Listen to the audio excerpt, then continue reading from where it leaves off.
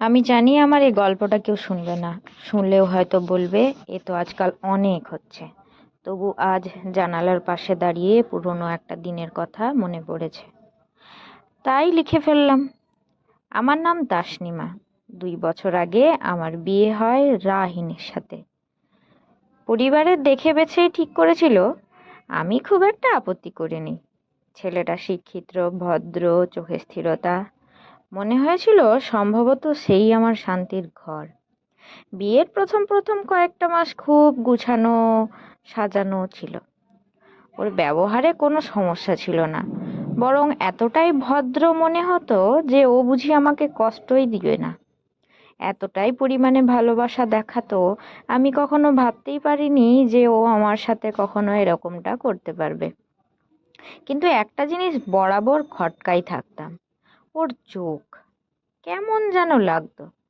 ওর দেখে ওর দিকে তাকিয়ে ওর চোখে আমার জন্য কিছু দেখতে পেতাম না। যেন সব ঠিকঠাক চলছে, কিন্তু কোথাও একটা কিছু অনুপস্থিত দেখাতো। একদিন আচমকা এক সন্ধ্যায় ওর মোবাইলটা হাতে পেয়েছিলাম। কোনো খোঁজাখুঁজি করিনি, ওর এক পুরনো বন্ধু ফোন করছিল। আমি ধরতে গিয়েছিলাম।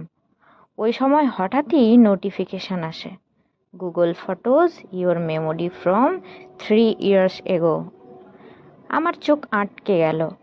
একটা ছবি, একটা মেয়ের সাথে সমুদ্রের পাশে দাঁড়িয়ে হাসছে রাহিন, আর ক্যাপশনে লেখা, তুই আমার বাঁচার কারণ, একমাত্র তুই। আমার বুকের ভেতরটা ফাঁকা হয়ে গেল। আমি আর এগোতে পারছিলাম না, তবু হাত কাঁপতে কাঁপতে ওর পুরো গ্যালারিটা দেখি। ছবিগুলো 3-4 বছর পুরনো প্রায়। নামটা ছিল অরিনা। সত্যিটা শুনেছিলাম ওর মুখেই।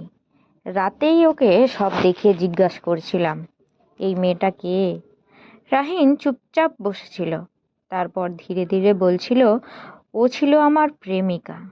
5 বছরের প্রেম, পরিবারের চাপে ওর বিয়ে হয়ে যায়। এরপর আমি খুব ভেঙে পড়েছিলাম। আমি জিজ্ঞেস করলাম, তাহলে আমার সাথে বিয়ে করলে কেন? ও বলছিল, চেষ্টা করছিলাম নিজেকে ভুলে যেতে, নতুন করে সমস্ত কিছু শুরু করতে। আমি জানি এটা অন্যায় হয়েছে তোমার সাথে। আমি সব চুপটি করে শুনলাম, বোঝার চেষ্টা করছিলাম, কিন্তু একটা প্রশ্ন আমাকে দংশন করছিল। আমি কি তাহলে শুধু তোমার ভুলে থাকার ঔষধ? ভালোবাসা কি শুধু দায়িত্বই, নাকি শেষ হয়? রাহিনের পরের দিনের গুলিতে খুবই কষ্ট পেয়েছিল, সেটা আমি বুঝতে পারছিলাম। ও আমাকে কখনো অপমান করেনি, চিৎকার করেনি, কিন্তু তাও ওর স্পর্শে ভালোবাসা আমি কোনোদিনই খুঁজে পাইনি। ওর হাসিতে আমি আমি ছিলাম না। আমার মাঝে মাঝে মনে হতো একটা ভাঙা মানুষকে জোড়া লাগানোর চেষ্টা করছি, অথচ আমার হাতেই কাঁচ ঢুকে রক্ত ঝরছে।